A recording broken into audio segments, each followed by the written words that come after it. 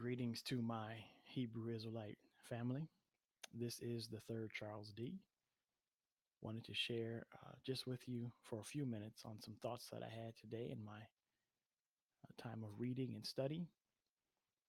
And the thought came to my mind that something that I personally struggled with early on in my life, and I think that we could call it a stereotype or even just a trait of our people, is that we don't like to read contracts. We'll sign a contract, whether it's to buy a car or um, be a member of a Sam's Club or Costco or um, anything like that, without fully reading the contract to see what our rights are and what we're committing to, what we're fully committing to.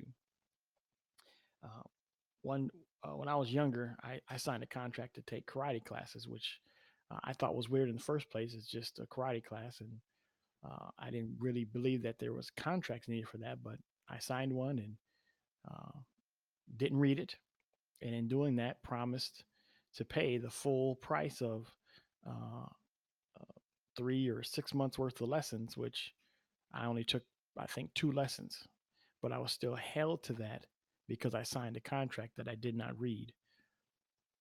And I believe that we've been guilty of that for many, many years, especially when it comes to the scriptures.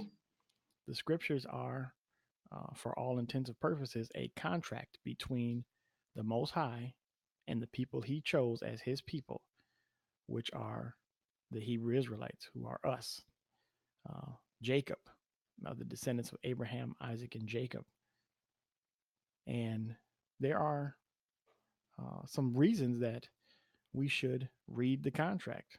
Uh, Several reasons, in fact, but just a couple that I wanted to highlight this today to you, to maybe get you thinking, to maybe challenge you a little bit, to maybe encourage you to continue reading, to continue studying.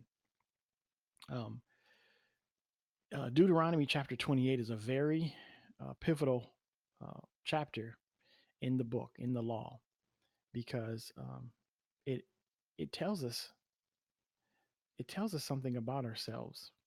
It's the one that really opened my eyes, the one that really got my attention, because I had read the Bible several times through, um, but had missed this every single time. Here's what it says: And the Lord shall bring thee into Egypt again with ships, by the way whereof I spake unto thee. Thou shalt see it no more again, and there ye shall be sold unto your enemies for bondmen and bondwomen, and no man shall buy you or redeem you. But it never caught my attention that it said Egypt again. So they had already went to Egypt. So he was saying, in the beginning of this chapter, he starts out by saying, "If you obey my commandments, I'm going to bless you." And those are in the first 14 verses or so, 14, 15 verses. But then the rest of the chapter, he says, if you don't obey my commandments, here's what's going to happen. And it culminates with this here, that he's going to send us into Egypt again. And it's like when uh, a parent tells a child, go get my belt or go get my switch.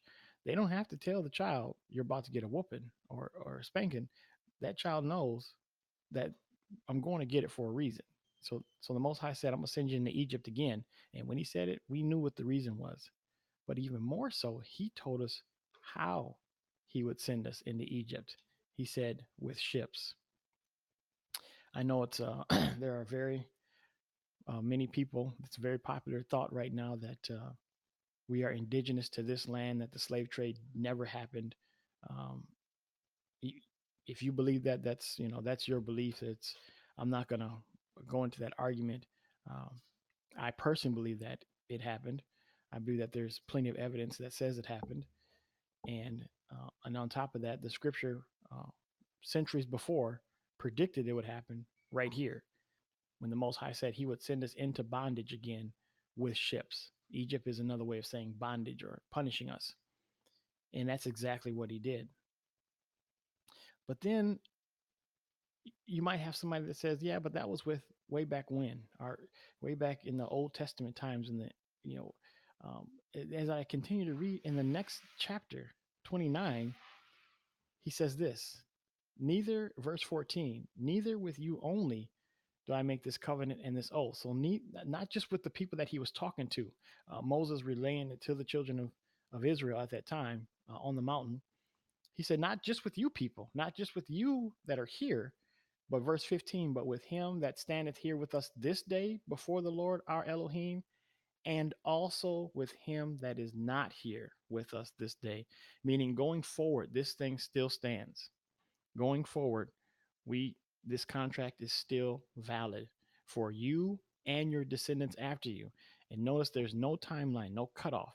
It doesn't say for 2 generations or 10 generations. It just says for you and those that are not here. So um, this thing is still valid, and we have to get it in our minds. We have to get the corrupt wickedness of this world system out of our minds and get the righteousness of the Most High and His system and His ways in our minds. Philippians 4 and 8 says, finally, brethren, with whatsoever things are true, whatsoever things are honest, whatsoever things are just, whatsoever things are pure, whatsoever things are lovely, whatsoever things are of good report, if there be any virtue, and if there be any praise, think on these things. So you can see I've highlighted whatsoever things are pure, because the psalmist David, who the scripture says was a man after the Most High's own heart, he says this in Psalm 19, the law of the Lord is perfect, converting the soul. The testimony of the Lord is sure, making wise the simple. The statutes of the Lord are right, rejoicing the heart. Look at this. The commandment of the Lord is pure, enlightening the eyes. So if we're told to think on what is pure, we're told back here in Psalm that the commandment of the Lord is pure. And even, I mean, for as much as we've been told to not worry about the Old Testament, and they've dwindled the Bible down to, the smallest one you can find is basically the whole New Testament and Psalms and Proverbs. So they still, as much as they try to get rid of, here it is in Psalms. The commandment of the Lord is pure. And we're supposed to think on things that are pure, because in doing that, we can start to extract the wickedness that we have been accustomed to for all of these years and begin to input the righteousness of the Most High.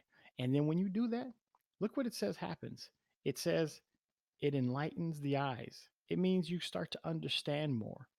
It means that you'll be shown more. You'll be the ability to understand what's being said, or what has been said, or how you're supposed to live. Your understanding, the enlightening of your eyes, it's open. That's the key is starting. We have to start. You got to get moving. Prove your faith in Messiah by the works you do, by keeping of his commandments. That's what we're supposed to be doing. That's how that's how we prove our love for him. That's how we prove who we are, by keeping his commandments. They are pure. Think on those things and watch your life start to change. Blessings to you. I'll see you next video.